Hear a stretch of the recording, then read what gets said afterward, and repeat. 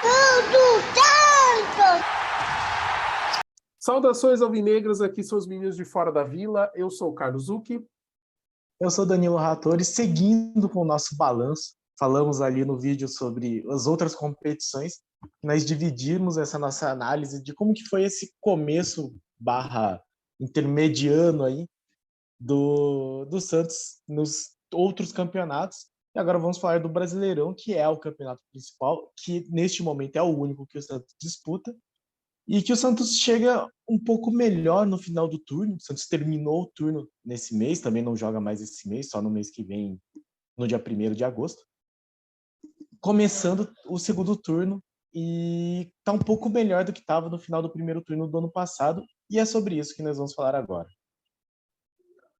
O Santos conseguiu terminar, né, o primeiro turno do Campeonato Brasileiro com 26 pontos. 26 pontos, só para vocês terem uma ideia, partindo do princípio que com 46 ninguém cai, então você teria que fazer pelo menos 23 num turno e 23 no segundo turno. Uma conta simples, tá? Não é exatamente assim.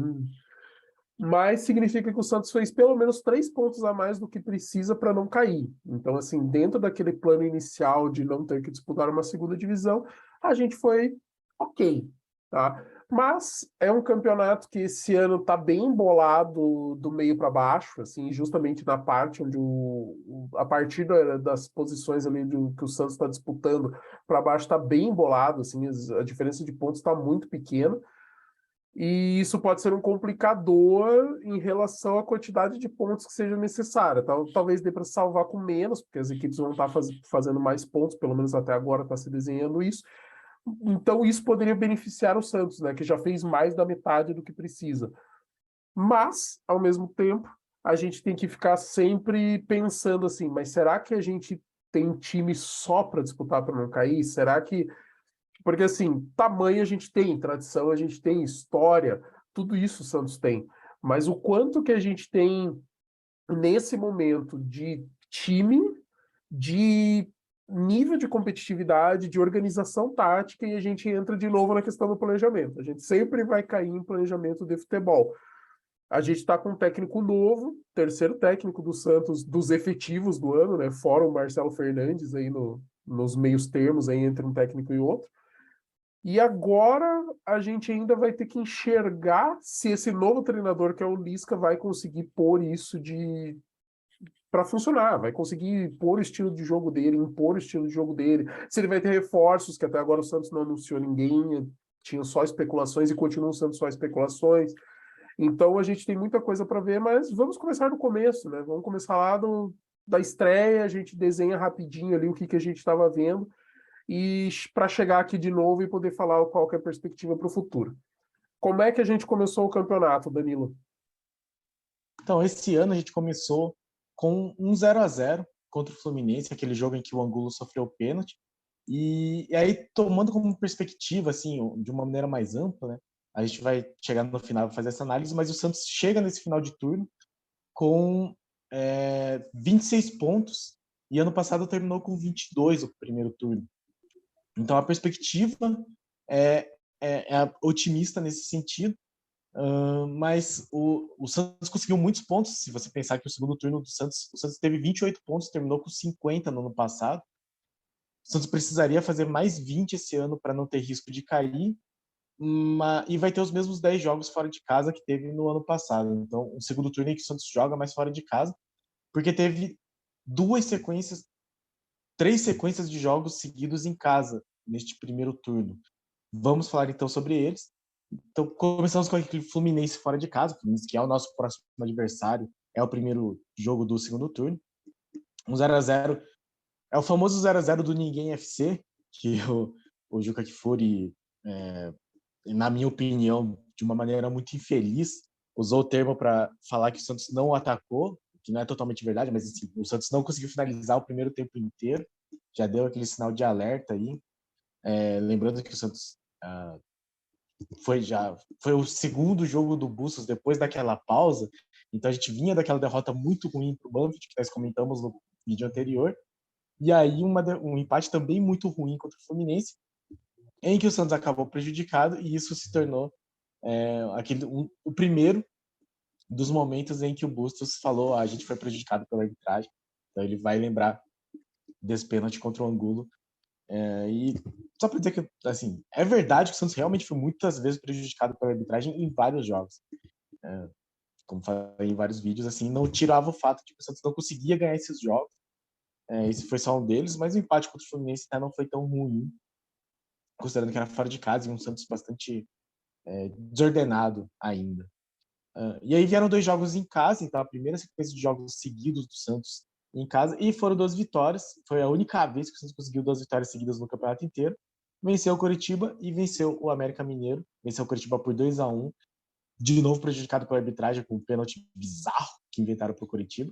E aí um 3-0 em que o Santos conseguiu a liderança do campeonato. O Santos foi líder após esse 3-0 contra o América Mineiro pelo saldo de gols. Muito louco, né? A gente pensar que o Santos chegou a ser líder do campeonato em algum momento, por mais que seja começo de campeonato.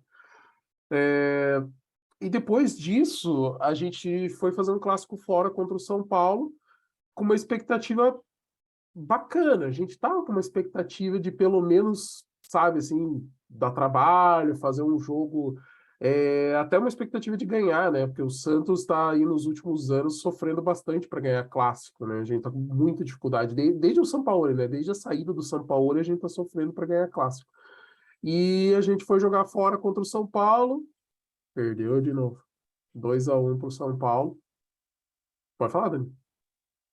Não, esse jogo foi a epítome do que o Santos vem fazer, porque esse começo do campeonato, vale lembrar que o Santos termina o turno como a segunda melhor defesa do campeonato, tomou só 16 gols, e nesse começo o Santos tomou poucos gols, foram acho que 6 nos primeiros 8 jogos, se não me engano, 9 jogos, e basicamente esses gols eram de pênalti, imbecil que o Santos fazia, ou bola alçada na área, que é uma coisa que o Santos sempre toma gol. Nesse jogo, contra o São Paulo, a gente tomou os 2 gols. Primeiro, uma falha na lateral que deixa cruzar para o Caleri, que é inaceitável você deixar cruzar para Caleri, para Wellington Paulista, enfim, esses caras que você sabe que eles vão estar lá e são perigosos, que tem que marcar de perto. E aí, no final do jogo, um pênalti assim, bizarro, né? O Rodrigo Fernandes foi com a mão toda esticada, que veio de um lateral bastante controverso. Que, de novo, a arbitragem influenciando, foi um jogo bastante conturbado nesse sentido.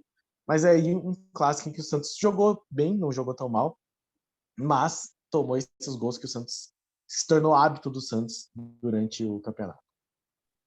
E na sequência, eu acho que tem um jogo que talvez tenha sido o ápice de Fabian Bustos no Santos, né?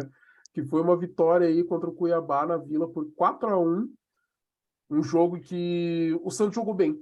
Esse jogo a gente olhou e falou assim: esse time tá começando a jogar futebol. E só serviu pra gente quebrar nossa cara. Mas deu essa impressão, né, Danilo? Foi um jogo assim que o time teve vontade, teve volume e conseguiu transformar em gol, né? Esse domínio que teve no jogo. Pois é, o Santos começou ganhando esse jogo logo no começo, primeiro lance de perigo, o Batistão marca um golaço, e aí toma um gol de bola aérea de novo, mas 2-1, Marcos Leonardo sempre. E aí no final, assim, não foi um jogo, foi um jogo tranquilo porque o Cuiabá é um time relativamente fraco, mas o final acabou sendo aquele momento de glória do Angulo, que ele entrou, primeiro toque dele gol, segundo toque dele foi assistência para o Juan marcar o quarto gol, matar a partida, enfim, foi um raro momento de felicidade aí nesse ano de 2022. Esse jogo deu esperança para a torcida, não só pelo resultado, é lógico, né? É legal a gente ter uma vitória dominante, mostrar força e falar assim, não, em casa a gente manda e em casa a gente faz a nossa história, né? Então quem vier jogar aqui vai sofrer muito e quando a gente puder a gente vai passar por cima mesmo. Mas foi só o jogo contra o Cuiabá mesmo. Porque aí começa aquela sequência que o Danilo tinha comentado, né? Do outro vídeo, que a gente pega uma sequência que tem muito empate e tem algumas derrotas, sabe? Então, vitória mesmo a gente só foi ter contra o Juventude num jogo atípico também, né? Não foi um jogo padrão que teve expulsão do jogador do Juventude. Então, a gente teve aí Goiás fora de casa perder por 1-0. Triste, triste. Pênalti imbecil e o Santos ineficiente, o Santos sem conseguir fazer nada contra o Goiás, que é muito fraco. Jogo horrível, cara. Esse é daqueles jogos assim que a gente. É o jogo que a gente gostaria de esquecer, mas que a gente não consegue. Porque foi muito triste de ver, sabe? Foi horrível de ver esse jogo. Para quem assistiu, deve ter a lembrança. Aí na sequência, a gente joga em casa e consegue só empatar com o Ceará, dentro de casa, na Vila. Também. Ele jogou bastante complicado, que teve o gol que, na minha opinião, foi mal anulado do Léo Batistão, e o Angulo perdendo um gol feito. Enfim, foi isso. Né? Bizarro. Aí a gente joga em casa contra o Palmeiras. E nesse jogo, sabe, a gente até vê algumas coisas, sabe? A gente viu o Santos tentar. Mas, infelizmente, talvez é o atual líder do campeonato, tem até vantagem para o segundo colocado, e é uma equipe que já está aí há 2 anos de um trabalho sequencial forte, com uma equipe que tem muito dinheiro, que tem uma situação bem diferente financeira do Santos, e que não tem o que falar, cara. Esse daí foi o jogo que o Rafael Veiga perdeu o pênalti, né? O primeiro pênalti perdido pelo Rafael Veiga no Palmeiras. Inclusive, foi um jogo que, novamente, teve um pênalti contra o Santos e o Santos tomou um gol de bola aérea. Mas foi um jogo que o Santos não jogou tão mal. Teve um gol que é discutível, assim, eu acho que com o VAR ele tem que ser anulado mesmo. Até consigo enxergar a falta do Léo Batistão no começo da jogada, mas não tira o fato do Santos ter tido chances, ter marcado um gol. Mais uma vez, é um jogo daqueles que dava esperança do Santos conseguir ter um pouco mais de estrutura, tática e jogar um futebol melhor para os soldados simples. Depois a gente vem para Curitiba e consegue um empate 2-2 com o Atlético Paranaense. Esse jogo eu não vi. Então, Danilo, por favor. Não, foi um jogo bom do Santos. O Santos começou ganhando logo no começo, 10 minutos, e até os 30 jogou demais. E é sempre difícil jogar bem contra o Atlético Paranaense aqui na Arena. Quem acompanha mais o time ou quem é daqui da região sabe. Mas aí o Santos, depois de um certo tempo, parou, deu todo espaço para o Atlético Paranaense, que marcou 2 gols, virou. E aí o Santos conseguiu reagir, conseguiu empatar, teve chance de virar a partida. Então, de novo, foi um jogo bastante agitado e aí que o Santos foi bem, de novo, dava esperança. E depois disso a gente teve um jogo em casa contra o Inter, 1-1. Mais um empate aí para a coleção. Mais um gol mal anulado. É incrível, né? Porque a gente vai falar e vai ter sempre. E não tem o que falar. A gente já falou em todos os vídeos que vocês assistiram de pós-jogo, a gente comentou a arbitragem. Talvez a gente talvez não tenha comentado sobre a arbitragem na eliminação pro Tati. Acho que foi o único que a gente estava reclamando de outras coisas. Não, mas assim, se a gente pensar que recentemente a gente parou de falar de arbitragem, é assustador o tanto que a gente teve que falar no começo, assim, porque não é que a gente parou porque desistiu, parou porque começou a ter menos erros. Mas isso só mostra o quanto de erro teve, de verdade. Foi jogo atrás de jogo atrás de jogo, Santos perdendo ponto. E é isso, assim, pô. Eu não gosto do discurso porque meio que eu falei, né? Tipo, você atrapalha a sua análise do time porque você tem que falar do resultado que é prejudicado pela arbitragem. Mas, de novo, assim, se não tem aquela bagunça contra o São Paulo, talvez o jogo terminasse 1-1, era um ponto a mais. O gol anulado contra o Ceará era 2 pontos a mais. Esse jogo contra o Internacional era 2 pontos a mais. Só nisso o Santos já estava com mais de 30 pontos. Estava lá nas cabeças. Então, assim, é complicado. Eu não quero falar sobre isso. Mas não dá para negar que afeta a pontuação, afeta a tabela. É verdade, eu concordo. Eu falo as mesmas coisas quando eu faço os vídeos. Eu detesto falar da arbitragem, parece que a gente usa isso de muleta, sabe? A gente não, né? O Santos, equipe Santos. Mas não, é notório, assim, não é uma coisa assim. A gente pode ter um ou outro lance discutível dentro de.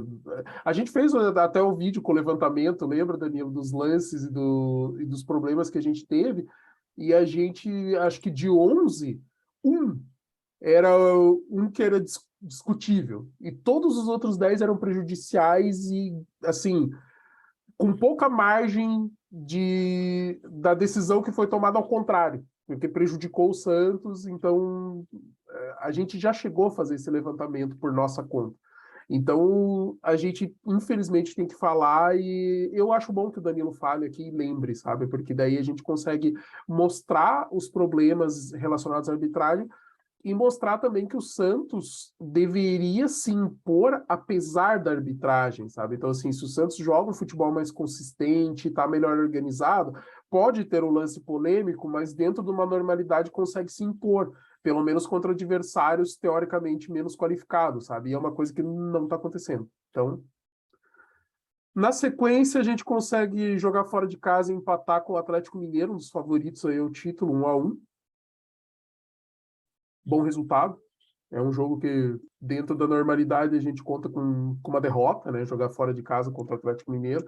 Atlético Mineiro, Flamengo e Palmeiras fora de casa. E esse ano o Corinthians, por estar numa fase boa, é o principal mandante, né? A melhor campanha de mandante do campeonato. São times que, em teoria, quando você vai jogar fora, o que você tirar deles é lucro. E a gente conseguiu tirar 2 pontos do Atlético Mineiro, né? Então, bacana. Dentro do cenário, assim, de uma análise fria, sabe? Sem analisar tão a fundo. E aí a gente E com conseguiu. 1 a menos até, e teve momentos bons e teve chance de ganhar no final.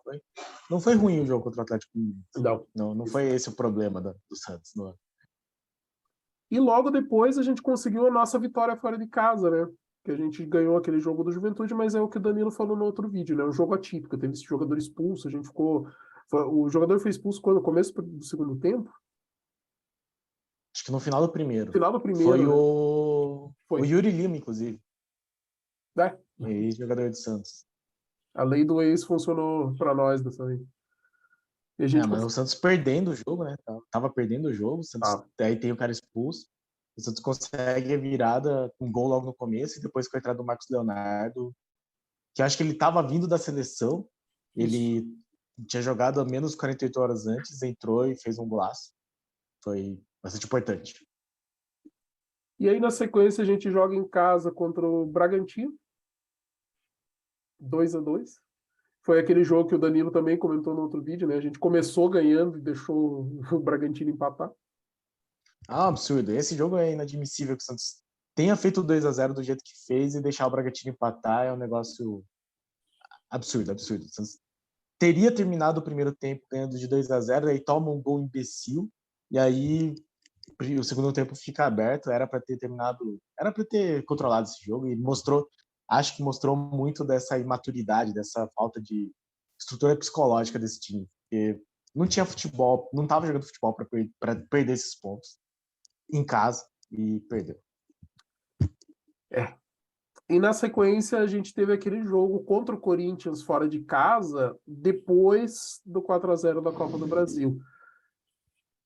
E dentro do cenário, depois de ter tomado 4 pela Copa do Brasil, a gente ter conseguido um empate fora de casa contra o principal mandante do campeonato, não é de todo ruim. O problema é que o peso do 4-0 estava assombrando a gente, então fica parecendo um joguinho blé, sabe? Aquele jogo que você não sabe o que falar. A menos que o Santos entrasse em campo e fizesse um 3-0, assim, a gente não tem o que falar. O Corinthians não estava nem aí pro jogo, ele estava se preparando pro mata-mata contra o Boca. Foi um 0-0 bem melancólico, assim. Tipo, ok, né? Ok. Mas mesmo assim o Corinthians foi melhor, o Santos totalmente ineficiente, o Santos que não conseguiu criar jogada, não foi melhor do que o 4-0. Acho que até o Corinthians poupou uns jogadores, acho que o Juliano, o William entraram, Renato Augusto entraram só no segundo tempo. Nitidamente o Corinthians não estava nem aí, e sem fazer força conseguiu esse 0-0. Bem isso, foi exatamente isso. Na sequência, a gente jogou em casa contra o Flamengo e perdeu 2-1. Terrível. E esse é aquele jogo também que dá noção de como que está o Santos, né? O Santos começou perdendo do Flamengo, gol do Pedro, que, de novo, é inadmissível que você deixe o Pedro livre, é uma falha de marcação terrível. Conseguiu empate numa falha do Santos, que volta e meia falha a favor do Santos. Obrigado, Santos. Num chute, num gol de falta do Zanocelo também nunca mais vai marcar, eu acho. Espero que marque, enquanto tá com o Santos. E aí, logo em seguida, entra o Gabigol e no segundo, o primeiro lance dele, marca. E de novo, como que você deixa o Gabriel livre? Não pode deixar. Então, e o Gabriel, uma velho, o derrota cara pro Flamengo aí, sempre bastante. faz. Ainda dessa onda. Sabe? O cara sempre faz gol na gente, cara. Então não tem como, sabe? Você não pode ter um erro de marcação justamente com o cara que sempre faz gol na gente, cara. Não existe isso. Enfim, Passemos aí para a sequência onde o Santos venceu o Atlético Goianiense por 1-0, jogando na Vila. Aí já era o Marcelo Fernandes, né? Eu acho que... foi. Porque aí... porque o Flamengo foi o jogo antes do Tati, aí teve a volta contra o Tati, o Santos é eliminado, Mesmo. Atlético Goianiense já é o Marcelo Fernandes, que consegue aí esse desempenho impressionante aí de 3 vitórias em 4 jogos. O Santos consegue vencer o Atlético Goianiense, mas de novo sem jogar nada. Achou um gol lá que o Lucas Barbosa, iluminado, sobrou na área, ele bateu. E em seguida o Marcelo Fernandes consegue uma vitória contra o Corinthians que não serve de nada, é aquele 1-0 para manter a honra. E aí começa o papo de que se ele vence o Avaí, é efetivado no cargo. Acho que ele não queria ser efetivado e o Santos foi Catarina contra o Avaí. Conseguiu perder de 1-0 de um Avaí horrível de ruim. No jogo que lembrou muito o jogo contra o Goiás, então o Santos começa bem, mas logo no começo faz um pênalti imbecil. Esse do Zanocelo me deixou realmente muito chateado. Assim. Eu falei no vídeo, inclusive, que o cara ele meteu as 2 mãos na bola e saiu comemorando, muito incomodado. O Santos perde do Avaí, horrível, não pode perder nenhum ponto para um time desses. E aí, na despedida do Marcelo Fernandes, que não conseguiu vencer o Avaí, portanto não foi efetivado, o Santos vai lá e vence o Botafogo por 2-0, em jogo em que o Botafogo teve muitas chances. João Paulo trabalhou muito bem, mas o Santos conseguiu a vitória com gols de Léo Batistão e Marcos Leonardo. Esse foi o último jogo do Marcelo Fernandes, né? Sim, então o Marcelo Fernandes sai com 3 vitórias, 2 1-0 e 1 2-0, então só tomou um gol, mas enfim, conseguiu perder para o Avaí, mas sai com 3 vitórias e uma derrota, um excelente desempenho nos números, mas não no futebol. E para fechar, né, a nossa participação aí no primeiro turno, a gente foi jogar fora de casa contra o Fortaleza, um jogo contra então lanterna, né, do campeonato, porém um jogo perigoso, né? Aquele jogo assim, estreia de técnico novo, a gente precisando de um resultado relativamente para dar mais tranquilidade para esse técnico novo que está chegando, mas ao mesmo tempo sem conseguir vitórias, né? A gente só ganhou do Juventude fora de casa nesse primeiro turno. Então foi aquele jogo assim, foi muito protocolar do Santos. O Santos jogou para, se der, fazer um gol, se não der, ficar no empate. E foi o que acabou acontecendo. Foi um jogo foi bem ruinzinho de assistir. Um jogo que marcou a estreia do Lisca, o começo da era Lisca doido à frente do Santos, em que o Santos teve chances. Eu vou dar aqui, assim, o Lisca tem seus momentos ruins nas entrevistas, porque a entrevista dele é muito longa, então tem vários momentos. É uma entrevista que rende muito, ele é muito prolixo, mas ele falou uma coisa que eu concordo, que é que o Santos começou mal, fez o primeiro tempo ruim e melhorou no segundo tempo, teve chances, poderia ter vencido. Mas, mais do que isso, marca esse começo de trabalho do Lisca doido e do Newton Drummond, que é o novo gerente de futebol do Santos. E aí chegamos no dia de hoje, que é esse Santos que não traz reforços, que não tem nomes aí para serem anunciados. Então, teve algumas negociações que não deram em nada. E com um novo treinador que é, como nós falamos no outro vídeo, diferente do treinador que tinha antes, diferente do antecessor dele. Não sei, talvez ele seja meio parecido com o Diniz, não sei. Mas entre o Diniz e ele já tem aí o Carille e o Fabian Bustos, com um executivo de futebol também diferente dos outros, um perfil bastante diferente. E aí nós chegamos então nesse primeiro turno que não foi de todo ruim. O Santos chega com 6 vitórias, 8 empates e 5 derrotas. 22 gols marcados e 16 gols sofridos, a segunda melhor defesa do campeonato, e é bastante impressionante isso. E, de novo, como eu disse, é um Santos que, por exemplo, tem uma vitória e um empate a mais do que no ano passado. Então, o Santos tinha perdido 7 jogos no primeiro turno do ano passado, dessa vez perdeu só 5, enfim. Mas muitos empates e com uma vitória a mais. Este é o Santos que abre aí esse processo de trabalho novo para o segundo turno com o Lisca doido, que vai ter bastante tempo para trabalhar, já que o Santos não está em competição nenhuma mais. Então ele vai poder aí ter várias semanas de trabalho, coisa que mesmo o Carille não teve muito. O Carille entrou, o Santos ainda estava no mata-mata da Copa do Brasil, estava jogando contra o Atlético Paranaense, foi eliminado. E eu acho que ele ainda estava na Sul-Americana também. Não lembro agora. Eu acho que ia ter o segundo jogo. Ou estava com o Diniz quando foi eliminado do Libertad. Alguma coisa assim, mas de qualquer forma, o Lisca vai ter aí bastante tempo. Eu acho que nesses primeiros 8 ou 9 jogos, ele só vai jogar no fim de semana. Bastante tempo para o Lisca trabalhar e vamos ver se o Santos consegue trazer jogadores. Eu estava ouvindo hoje, parece que a data limite para inscrever jogador é dia 5 de agosto, o que nos dá aí 10 dias para que o Santos consiga inscrever jogadores para disputar o Campeonato Brasileiro. Se até o dia 5 não conseguir, pode trazer jogador, mas não consegue inscrever na competição. Eu imagino que vai ter, por exemplo, muita gente do Sub-20. O Miguelito, lá, o Miguel Terceiros, deve subir em algum momento. O Zabala deve subir em algum momento. O Jair, o Derek, que o Santos está precisando de zagueiro também. Então, esse é o time que nós temos.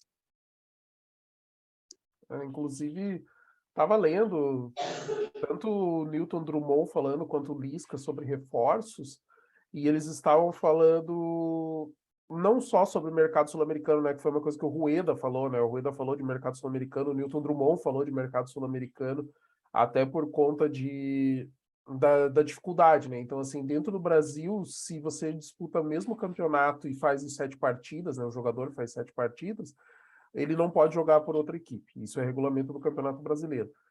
Então, da Série A é muito difícil você trazer algum reforço que realmente vai fazer diferença. Até porque as equipes não querem reforçar os adversários, né, que estão disputando o mesmo campeonato. Aí, da Série B, foi uma coisa que o Newton Drummond falou bem interessante, que se você for trazer um jogador realmente bom da Série B para fazer diferença, é difícil ele sair da equipe onde ele está, porque ele é um destaque. Então ele está bem, o time não vai querer abrir mão do jogador, teria que ser um valor muito alto e o Santos não tem valores para fazer esse tipo de investimento. Às vezes o jogador sai direto aí para uma proposta de um país mais desconhecido, mas que pague melhor. Então tem muitas questões nesse sentido. Então, no fim das contas, eu acho que o Santos vai acabar olhando para o mercado sul-americano. A maioria daí dos rumores relacionados a jogadores ou de campeonato sul-americano ou brasileiros que estão no exterior. Então foi falado sobre o Mário Fernandes, que não deu certo, porque o CSKA não liberou, né, o Mário Fernandes, ele só deu uma licença para ele ficar no Brasil durante o período de guerra e não liberou o jogador para poder disputar campeonato brasileiro ou jogar por qualquer outra equipe brasileira. O Blondel, lateral direito, também do Tigre da Argentina. O Santos ofereceu um valor, mas é todo picado, parcelado e bem abaixo do que eles estão esperando pelo jogador. Então o Santos também, no primeiro momento, não consegue fazer a contratação do primeiro lateral. E aí, quando ele vai para os planos B e C, acaba caindo mais ou menos na mesma questão. Então ele chega com valores abaixo e parcelados e as equipes estão batendo o pé e se impondo. Talvez até porque elas conheçam as questões aí, já estejam acostumados com a sede de times da Europa que levam jogadores argentinos no meio do ano, principalmente a Espanha. Então talvez eles estejam acostumados e falam, não, vamos esperar para ver se vem uma proposta um pouco melhor, se não vier, daí depois a gente vem conversar. Só que o Santos está precisando para ontem, né, de jogadores que venham principalmente para ser reforços nessas posições que são carências. Então a gente está precisando do lateral direito, mais confiável, a gente está precisando de um zagueiro, a gente está precisando de um ponta esquerda, que a gente só tem, em princípio, o Lucas Braga, e a gente está precisando de um meia, só que esse meia, eu não sei o que falar, porque, assim, é uma posição que praticamente todo time precisa, sabe? Salvo quem tem dinheiro para investir, as equipes têm dificuldades de achar esse meia, sabe? Então, eu não sei se o Santos vai conseguir, mas também se conseguir reforçar as outras posições e ter um plano de jogo, talvez esse meia acabe sendo dentro do próprio elenco. De repente, o próprio Sanches jogando, o Bruninho tendo tempo para desenvolver, entendendo o esquema de jogo. Vamos ver o que acontece. Ou, de repente, jogar ali com 3, em teoria, volantes, mas que consigam pelo menos ter um deles que crie um pouco mais, participe um pouco mais da criação. Vamos ver, vamos esperar. O que importa para a gente é que a gente tenha reforço, porque a gente precisa, e que o Lisca vai ter tempo para fazer o trabalho dele. Eu espero que a gente veja a evolução que a gente não viu quando o Bustos entrou e teve aqueles quase 20 dias e a gente não viu nada. Que a gente veja que o Lisca, como disse o Danilo, acho que são 8 ou 9 rodadas que ele só vai jogar fim de semana, pelo menos em princípio, né? A menos que a TV mude, questão de calendário e tal. Então ele vai ter um certo tempo para poder fazer o trabalho da forma que ele acredita ser a melhor, que é descansando o jogador ali depois do jogo, dando mais tempo de descanso. Aí ele vai ter mais dias para trabalhar. Espero que o Santos evolua nesse período. É só o que eu espero também, acho que toda a torcida espera e que o Santos tenha assim, um pouquinho mais de noção, um pouquinho mais de rumo, que mostre que sabe o que está fazendo, porque até agora, ainda, pelo menos na parte futebolística, o Santos não mostrou ter convicção sobre as decisões que tomou, ter algum tipo de consciência de tudo, então tá complicado. Espero que aí todo o que esse time tem, o clube tem mostrado que quer fazer, como alimentar o setor de inteligência ou manter um time que esteja à altura da história do Santos, talvez não, mas de ser competitivo, que o Santos consiga aí nesses próximos dias. É porque a inoperância até agora dessa janela de transferências, por exemplo, me preocupa tanto considerável, mas vamos ver, eu acredito que o Santos vai conseguir, pelo menos com um pouco de antecedência, aí, essa pontuação para não se preocupar com rebaixamento, e daí para cima, o que vier, a gente está comemorando. E é isso, galera. Muito obrigado para vocês que acompanham o nosso trabalho. Deixem seus comentários, né? Então, o que você achou do primeiro turno do Santos? Foi bom? Foi ruim? Foi decente? Foi na média? Dentro do esperado, apesar dos pesares? Poderia ser melhor? Lógico que poderia, né? A gente podia estar mais para cima. Como eu disse o Danilo, só por questões de arbitragem a gente podia estar nas cabeças brigando um pouco mais em cima. E, como sempre, curtam os nossos vídeos, assistam aí, tragam mais gente para acompanhar o nosso trabalho também, convidem mais santistas. E é isso. Um grande abraço a todos. Para cima deles, pessoal. Abraço.